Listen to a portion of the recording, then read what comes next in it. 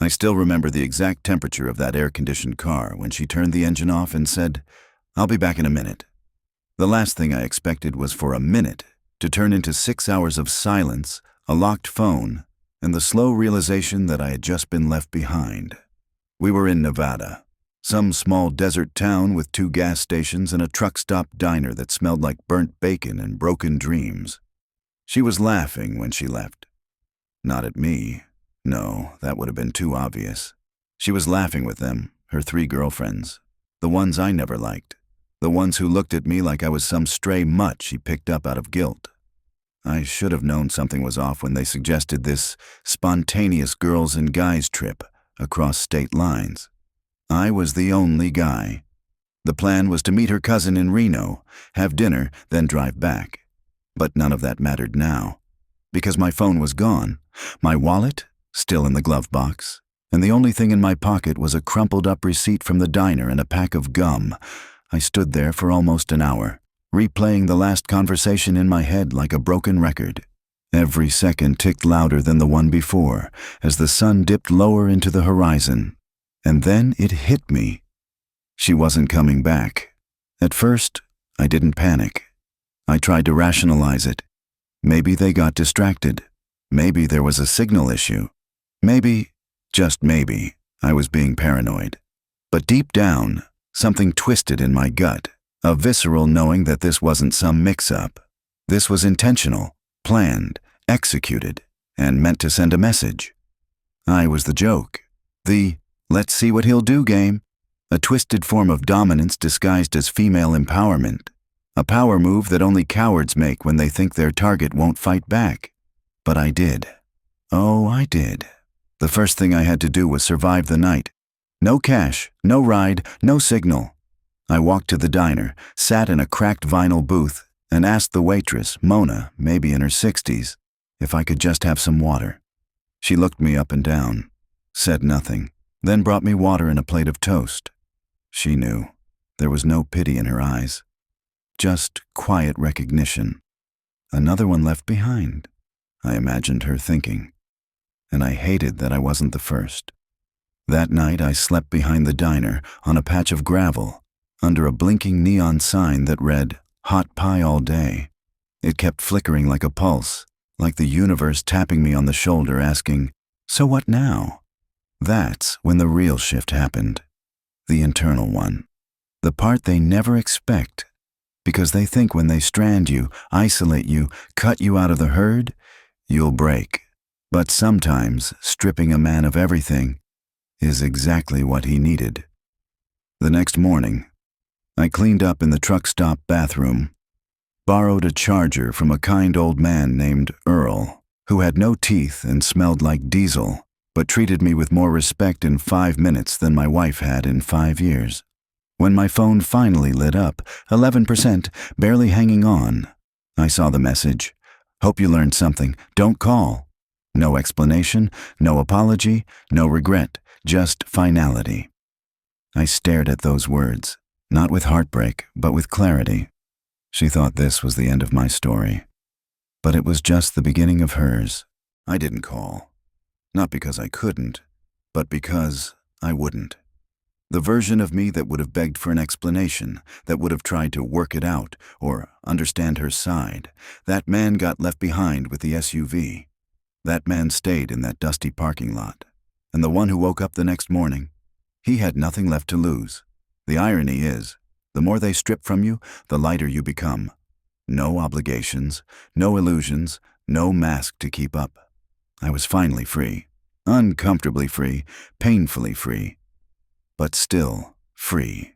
And with that freedom came clarity. Not the kind that whispers softly in your ear, but the kind that shakes your chest open, drags your ego into the dirt, and says, "Now, what are you going to do about it?" So I walked. Not metaphorically. Literally. I walked 6 miles down that desert highway. Every step was a quiet rebuild. Every blister was a page turning. And with each mile, her face faded more and more from the image of the woman I once loved to the stranger she really was. Eventually, I made it to a rest stop with a faded map on the wall and a single working payphone. The first person I called wasn't my family, not a friend. It was my old boss, a man I hadn't spoken to in years. I told him everything in one breath. He laughed, not out of mockery, but surprise. Said he was glad to hear from the real me again. Offered me a deal. Said, "Come back. We've got something new, something big, and I want someone who's been through fire." That line stayed with me. Someone who's been through fire. Because what they did, what she did, it wasn't just betrayal. It was purification. That night, I slept in the back of a truck someone let me crash in. It smelled like oil and cigarettes, but I've never slept better.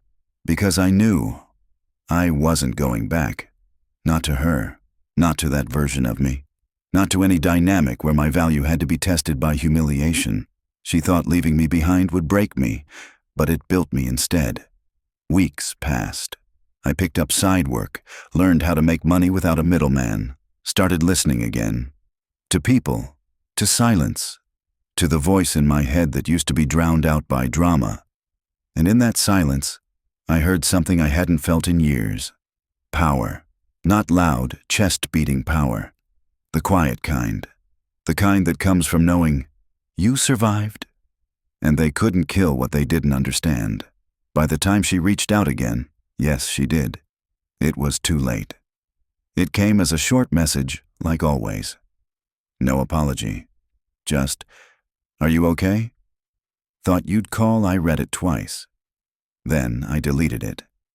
Because the truth is, she wasn't really asking about me. She was asking if her bet failed, if I had bounced back, if I had the nerve to become someone she couldn't control anymore. And I did. I never blocked her. I didn't need to, because silence, when you've rebuilt yourself, is louder than revenge. It says, "I don't owe you my pain anymore." And pain, that was her currency. Emotional chaos was her arena. But I stopped playing. I left the ring. And she never learned how to fight alone. I moved 3 states over.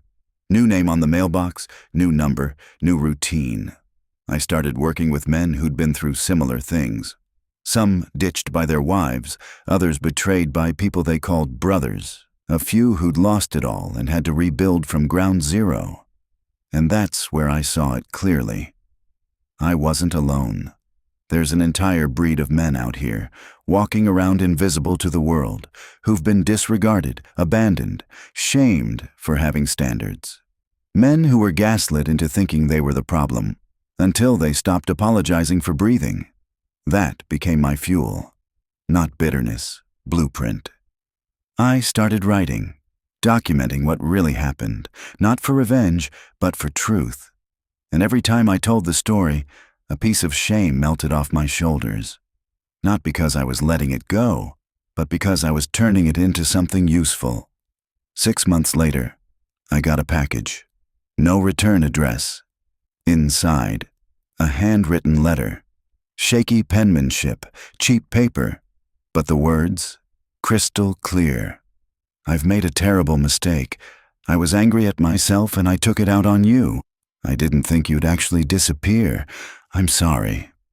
The kind of sorry that comes from regret, not remorse. She wasn't sorry for what she did. She was sorry for what she lost.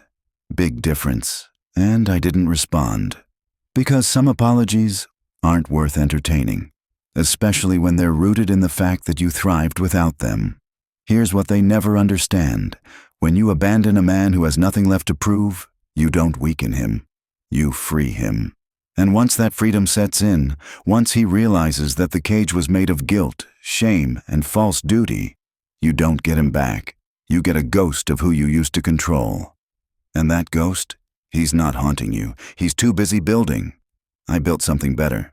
Better friends, better boundaries, better life. One built from scars, not ego. And I realized, being stranded wasn't the betrayal. The real betrayal was what came before it. The months of silent digs, the backhanded compliments, the eye rolls when I spoke about dreams, the slow decay of respect masked as jokes. She just happened to finalize it all in one dramatic exit. And for that, I thank her. Funny thing is, if they hadn't left me there, if they hadn't driven off laughing like it was all a joke, I might still be pretending everything was fine. I might still be performing for a woman who saw my effort as weakness. I might still be wasting time trying to impress people who were silently waiting for me to fail. But once you're stripped of pride, plans, and validation, you find the only thing that was ever real. You. Raw, flawed, unfiltered, but solid. So, if you're watching this thinking, damn, that sounds like me, then maybe you've been left behind too. Not in a parking lot, but in your own life. In a relationship where you feel like you're always the one giving, explaining, apologizing. Let me tell you something. Sometimes being left is the only way you ever come home to yourself. It's not about revenge. It's not about proving them wrong. It's about proving to yourself that you never needed them in the first place. People like her, they play games they can't finish. They want chaos without consequence. They want dominance without responsibility. They want to test you and expect you to fail. So when you rise, it ruins them, because your growth invalidates their entire worldview. And that's the part they'll never forgive you for. Not that you left, but that you stopped needing them. Years from now, she'll tell the story differently. She'll say I overreacted. She'll say it was just a prank. She'll say I was too sensitive. But I know the truth. And the truth doesn't need defending. Because real men don't get even. They get better. They rebuild in silence. They evolve in shadows. And then one day, without warning, they're gone. Not just physically, but emotionally, energetically, spiritually, unreachable. So if you're still sitting in that metaphorical parking lot, wondering why you were left behind, ask yourself, what if this was never a punishment, but a portal? Because that's what it was for me. A portal to my power. And if I had the chance to go back and do it all over again, I'd let her leave. Every single time.